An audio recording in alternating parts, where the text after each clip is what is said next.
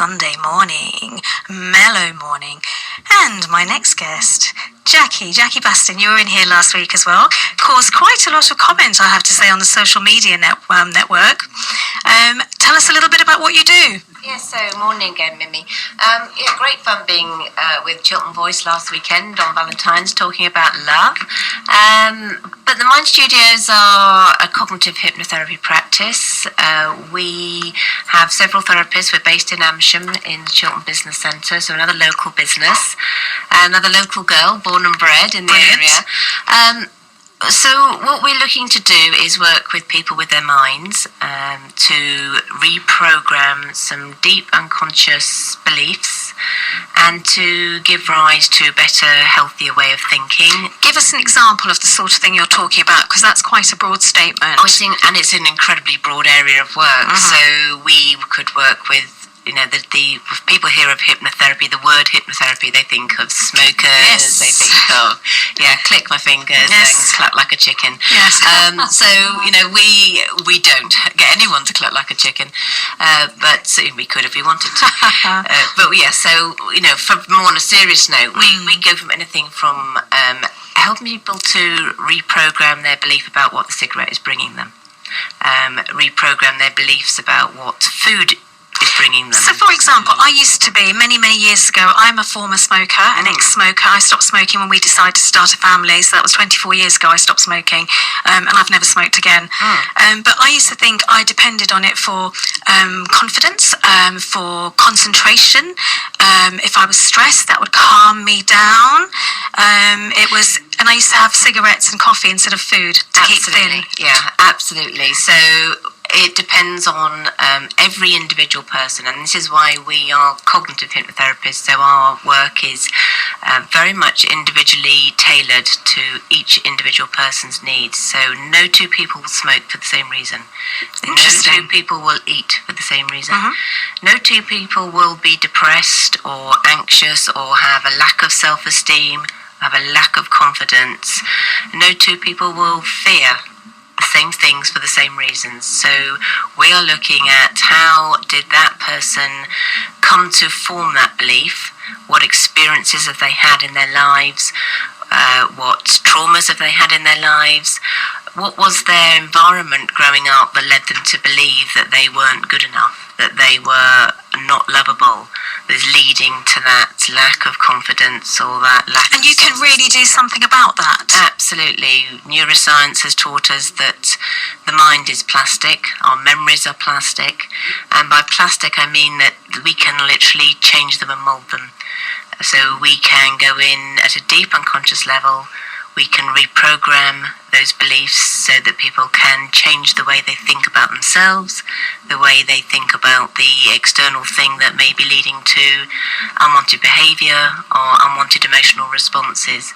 And it's mighty powerful because you can do this in 3-4 sessions. Right. And I'm going to go really personal here because you've been working with me on my swimming challenge. We're going to talk about that in a bit. We certainly have. But in fact, it might even be that you both join in on this part of the conversation if you wish to. But yes, the swimming challenge that I'm facing takes in exactly what you're both all about as my guests in the studio. So that's Jackie Bastin and John Rhodes. You're both here because, with a variety of different skills that you bring to the table. But one of the things that links us really quite strongly in this room is that swimming challenge. Because Jackie, you've been helping me. Please do tell the listeners, I give you full permission to disclose how you've been helping me. Okay. So when I met Mimi, she came to me just before Christmas with having had several lessons and really not getting where she wanted to be with her swimming lessons, because it became very apparent very quickly that she was carrying an enormous amount of fear into the water every time, which was really debilitating her ability to be able to actually learn. Because when we are in a state of true fear, we're in that fight, flight, freeze, and we don't have good blood flow to the brain, we don't have good cognition, we can't learn, and we can't remember what we've been taught. All she was concerned with was getting out of that space, that perceived threat of the water around her was debilitating. So we started to work on that fear, didn't we? We did. And we, to begin with, treated it as a phobia. So we did some work on that, and we were also working on her general confidence levels, and we started to see a slow change, but a little bit slower than we might have hoped for. So I got in the water with Mimi to actually experience her fear firsthand, and it was very apparent that what she was suffering from was something we call post-traumatic stress syndrome, where the original event where she nearly drowned as a child and came very close to drowning has been stored in her mind in a very particular way. I won't go into that because the technical side of that is a bit long for this morning's programme, but you can find out more about that on the Mind Studios website page. And all I will say to you, if you're listening to that, is the fear is so enormous. If you can hear my voice has gone husky, it's because I'm thinking about that fear and thinking about what that environment does to me, and it actually does start choking my throat up. But I've got 3 days. I've got 3 days to kick this fear, as it were, into touch, and I've got to do this challenge on Thursday. I have no choice. I have got to do this challenge on Thursday. How are you going to help me to achieve this? Well, we started to do some very different work yesterday. So when I met up with Mimi yesterday, we had a 2-hour session just working with post-traumatic stress syndrome techniques. And so we had a very intense session, and quite exhausting actually for Mimi, because she's had a very long week facing this fear. But what was wonderful was to get in the water with her yesterday afternoon and to see her swimming. Yes, some of the fear is still there, but she was sitting in the deep end of the pool with her feet Something in the water. I would never have done before. And really remarkable to be able to see those differences. And so we are going to do a couple more sessions with that, and by Thursday we will have her swimming across that pool. I hope so, because in the water with me are going to be some of your team, aren't they, John? Indeed they are. So tell me what they're going to do and how they're going to help me and sort of get me across that width. The basic principle, swiftwater rescue trained technicians are going to be in the pool on Thursday. Yay. Now these How exciting for me. These guys at Beaconsfield Fire Station, they have skill sets to react in the most adverse water conditions. They train in Wales at fast-flowing rivers in order to recover and save people that are trapped in there. So you can be reassured these individuals can save you in any event. So how many individuals are going to come along and support me on that? I'm just trying to picture the width with all these lovely men standing there, what they're going to be wearing. Oh no, best not go into that. So there's going to be 4 technicians that are going to be in the pool. Yay. Each of those technicians have flotation devices, and they're kitted ready for any eventuality of water condition. They have throw lines which is attached to their kit, which means that they can instantly aid someone in distress. So knowing that they're in the water with me, knowing that my teacher Wendy's going to be in there with me, walking alongside me to help me, knowing that I'm working with Jackie to try and build that confidence up, there is actually no room for failure here, is there? There's absolutely no room for failure, and if ever the mind needed a distraction to get you across that pool, I think you've got just the perfect distraction. Oh, I'm so excited. I think it's going to be great. And I actually think that having that distraction will keep my mind off that fear of mine, and it will help me literally sort of mark the route along the way, because I don't ever put my face in the water. I look at everything around me. Yet. This is true. This is very, very true. Very true. So we're going to come back for the final segment of this hour in a second. And I think we need to do what we need to do, which is play a song for me, which I hope is going to wake everybody up. Hey, you've had plenty of nice mellow words and mellow chat so far. But now we're going to have to shake it up a little bit with Ricky Martin and Living La Vida. So here we are on Chiltern Voice on 87.9 FM. You have been so slow to call in. You've left all the work to me for me to do this morning. So let me go back to my wonderful guests in the studio. So I've got John Rhodes and Jackie Bastin, and it's very good to have you here. I think we've had some really interesting conversations this morning. So Jackie, coming going back to where we finished with you, you were talking about helping individuals overcoming their fears and phobias and actually reprogramming the mind so that some of those long held beliefs about themselves can actually be changed in a more positive way to encourage people to lead more positive lives. So, and is that a good summary? That's a really good summary, yes. It's a really good summary. Brilliant. And I think when we're looking at young people and education, it's a really important area of work. Can you imagine actually using your techniques and your work with young people, and what a difference that might make to the world in general? Well, that's where my passion lies, education. I mean, I do work with young people now. I've worked with 6-year-olds right up to teenagers who are self-harming, who have got eating disorders because of their beliefs about themselves, their fears of letting parents down. A lot of pressure on our young people today. And if we can empower our young people with a healthy belief system so that they believe in themselves, so that they can tap into their potential, because there are some really good people around. I mean, listen to John, listen to his fantastic set of values for working with the people and encouraging people to reach their potential. But if a young person's environment growing up has led them to believe that they're worthless and to fear failing, getting things wrong, they're never even going to try things in the first place. So we can do everything to encourage some of these people, and some will, with the right nurture encouragement, as John has already demonstrated, can reach higher grounds.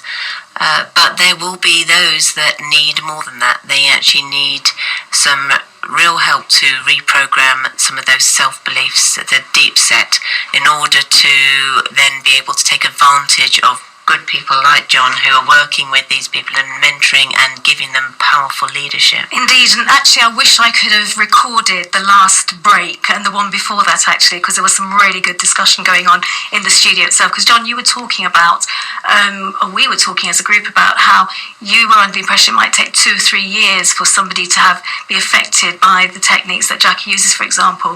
And Jackie, you were saying at that point that actually no, it's a few sessions only and it's quite a quick change and it can be achieved in a short period of time.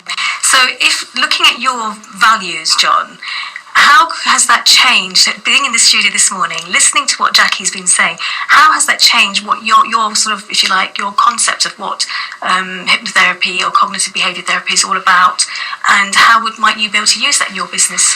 Can I just say cognitive hypnotherapy, because cognitive behavioural therapy is very, very different. Right. They are cognitive behavioural therapy, and there is a real misconception. They are working directly with the behaviour. Right. So if you have a fear of water, they would do exposure therapy. So they would get you to look at the water, get into the water, and to really face your fear. Yeah, exactly. Face your fear bit by bit by bit, and it's arduous.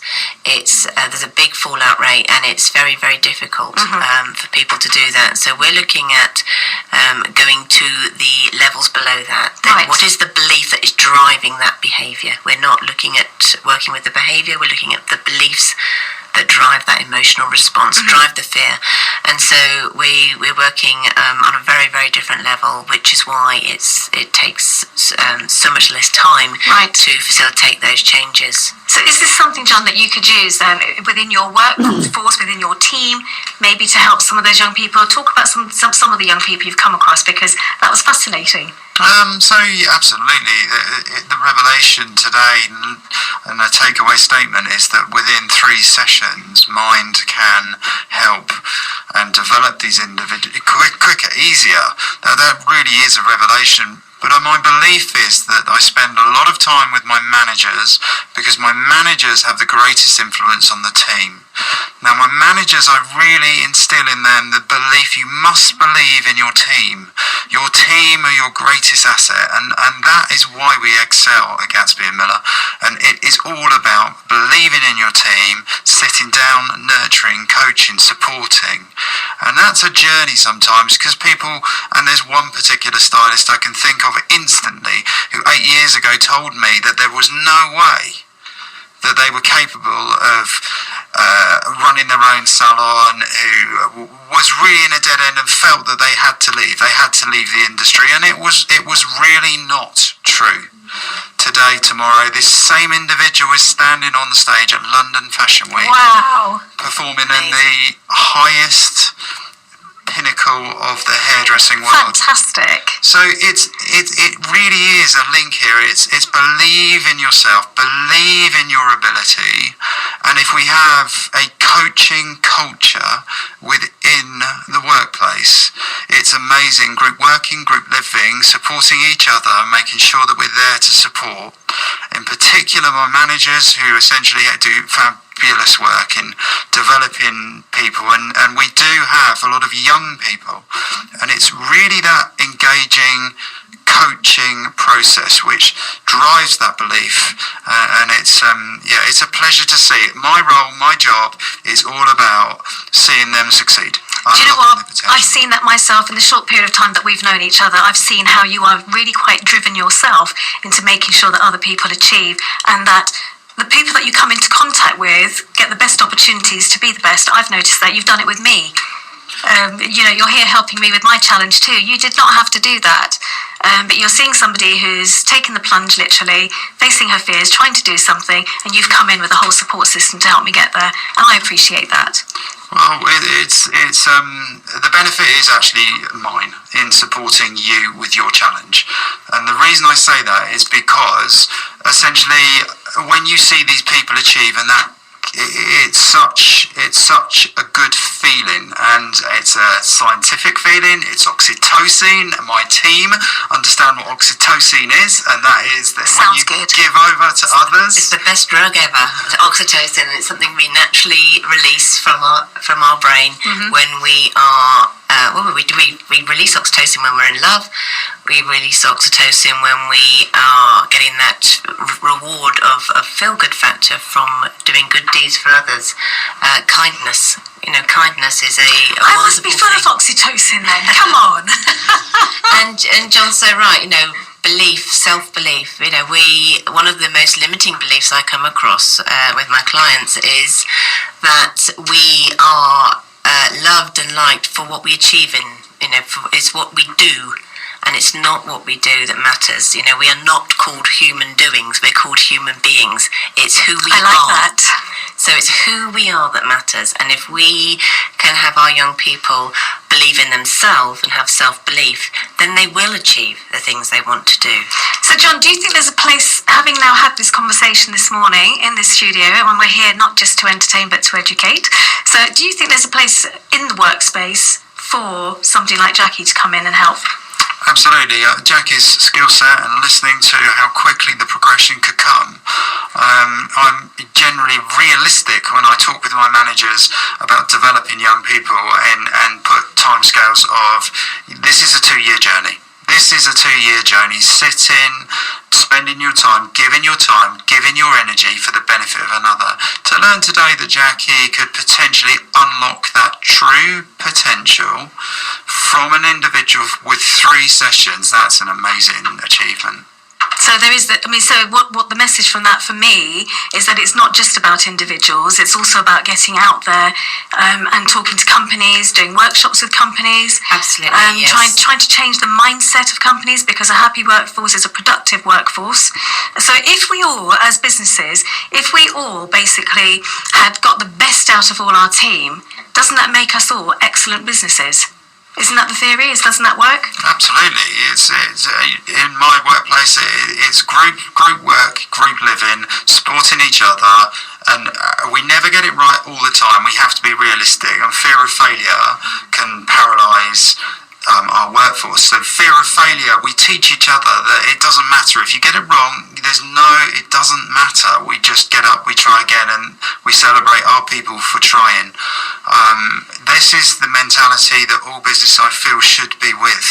I think it would be nice to take it even one step further back into education before these young people even get into the place of employment, because they are leaving school with having a lack of self-belief and fearing failing, and that's just not good enough. It really isn't good enough. And there's an awful lot of pressure, isn't there, to succeed? There is a huge amount of pressure to succeed, and I think local businesses could get involved in supporting, in maybe sponsoring young, vulnerable individuals to go through a process or program of change in order to get. You've just given me an idea.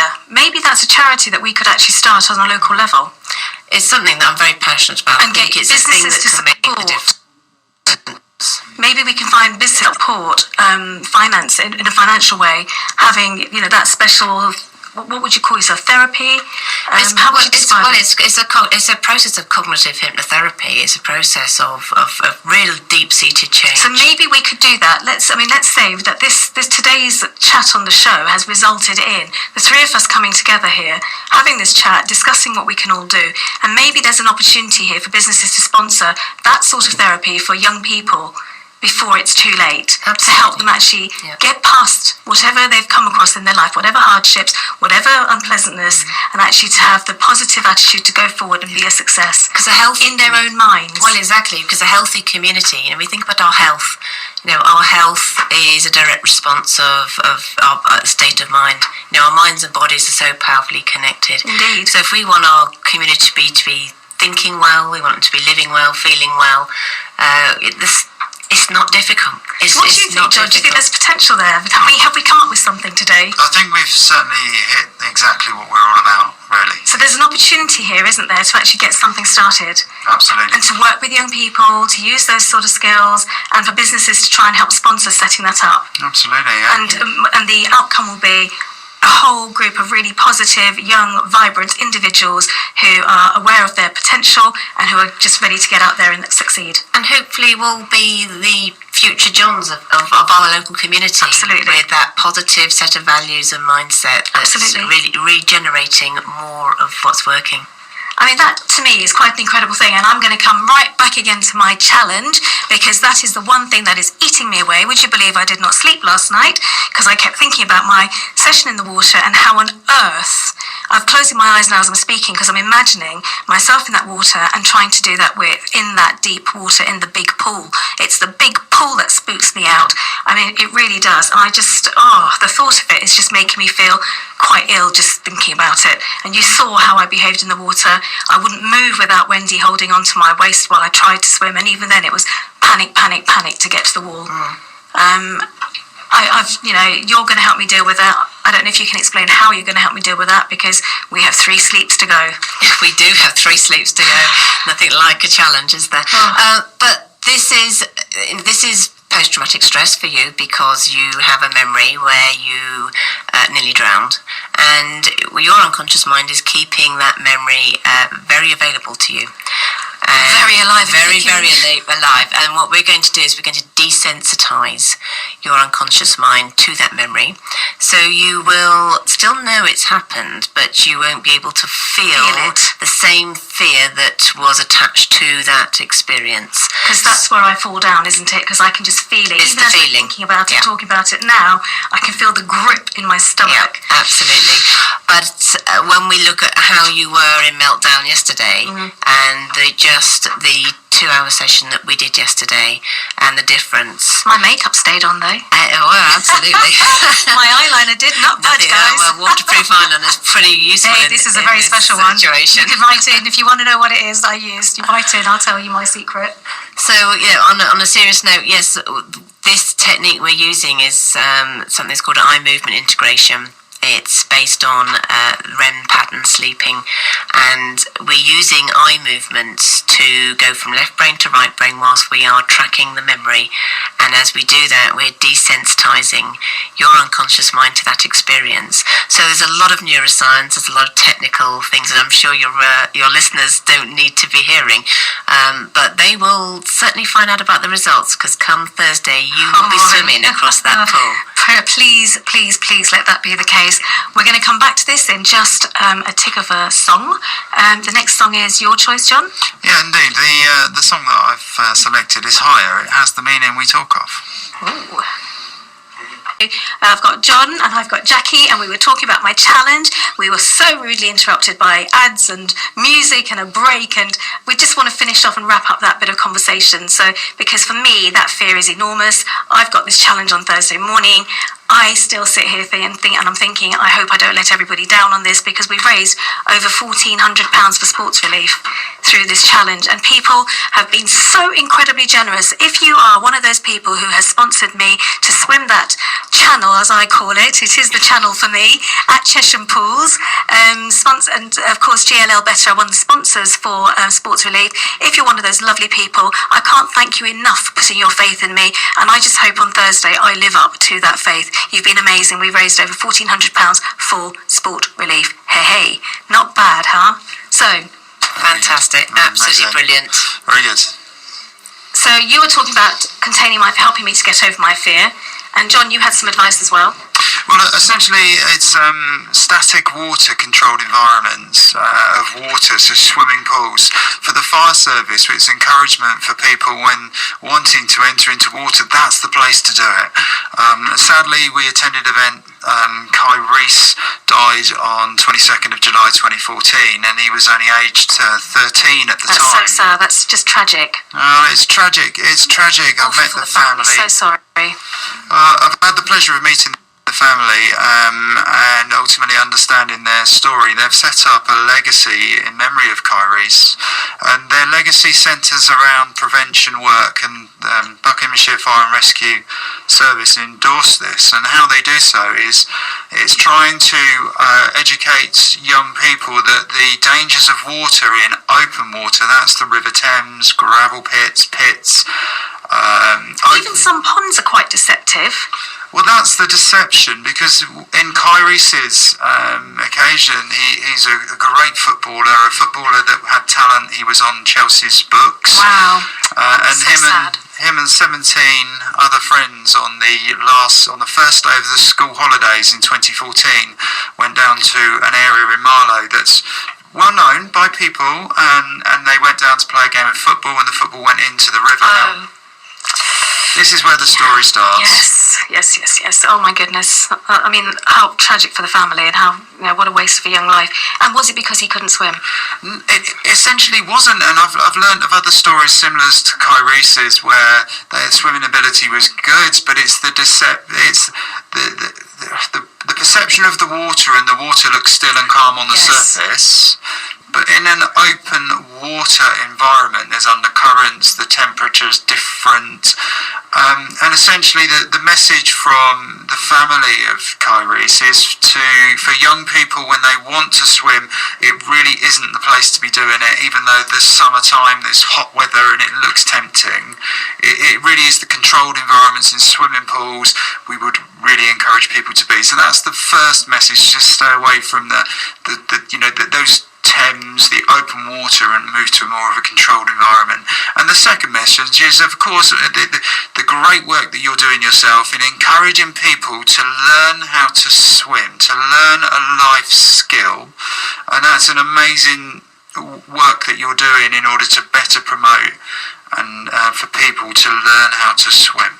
And I will just say that one of the outcomes from my challenge has been the start of This Girl Can Swim at Chesham Leisure Centre.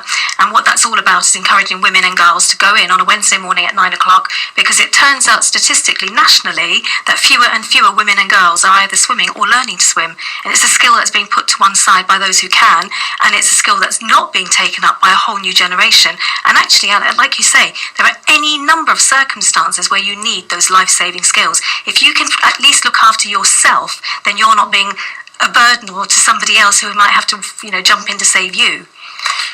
People, unfortunately, we've had incidents within these the River Thames, it looks still at the top, where people respond to individuals in trouble, and the message from Bucks Fire and Rescue Services, when you see people in trouble, is maybe throw lines, or there's Kai Reese Trust have put in safety equipment along the very area in which Kai Reese died, so they're the things that we should be using to assist rather than getting into the water itself and trying to recover people. When people get in trouble by virtue of heroic acts, which are but please just use the equipment that's by the side of the rivers. And don't put your own life in danger. Indeed. Yeah, just because you've learned to swim in a very controlled environment, those skills are not a set of skills that are necessarily going to keep you safe in these very unpredictable environments of open water.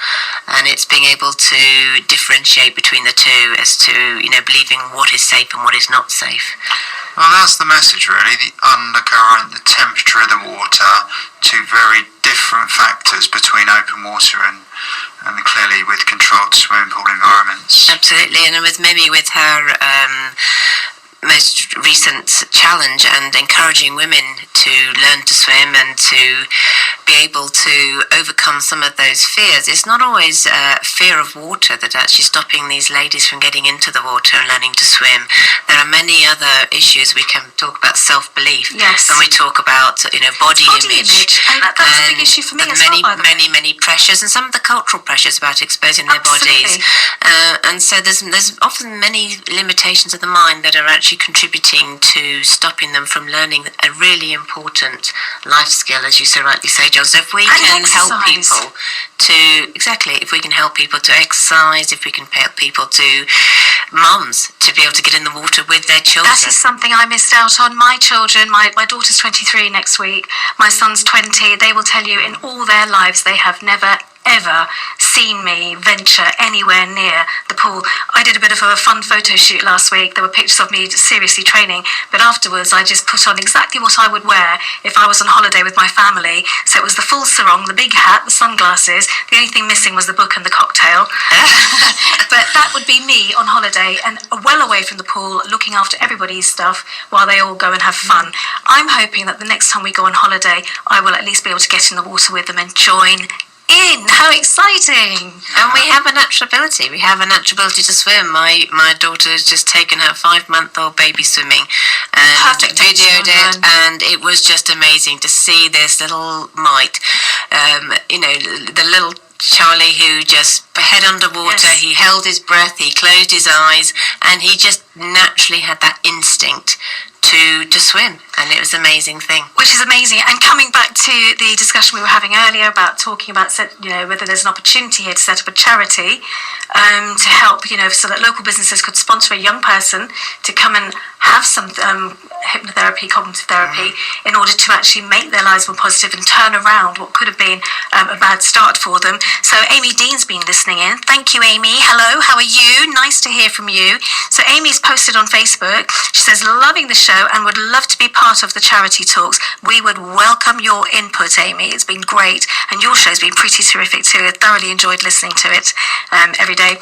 So, we've already got people listening and talking about some of the stuff, so I think that there's a really good opportunity here for us to take that forward, make this quite a central part, because it's not just a leisure activity. This is life-saving for someone like me, by the way. I don't often talk about myself personally, and don't laugh out there, because everyone seems to know everything there is to know about me, but you don't really. I'm quite a private person. But I suffer really badly from joint problems. My joints are degenerating at a rate of knots, the muscles are deteriorating, so I suffer from quite a lot of pain. And the other incentive for me for the whole swimming thing was the fact that this is probably, in a few years, this will be the only exercise that I will be able to do, because of course the water is weight bearing. So absolutely. I mean, water is a fabulous place for exercise and for our health, and for to be able to have the confidence to go in there and to be able to maximise the potential that we can get from swimming. And you're doing a wonderful thing here, Mimi. You really are. You've got. Oh my goodness! I wish I could feel it. If I would love to people to have seen just how terrified she was at the beginning, and to be able to understand the journey that she's been through, and to be able to realise just how powerful the mind has been playing. Because she's a bright, intelligent woman. She knows on the conscious level. She knows I like this that water in a discussion. controlled environment with these wonderful guys that are going to be in the pool with her, with all their safety equipment. I wish She you could see knows my at a face and my rational eyebrows. level, at a rational level, she knows how safe she's going to be. I do. And yet her mind is playing is really giving her a perception that the water around her is dangerous, when we know that the water itself in a controlled environment is not dangerous. It's her inability to keep herself safe in that environment because of her fear. So once her fear has been completely eradicated, which it will, she will be able to hone those skills that she has, and she can swim. I have seen her swim.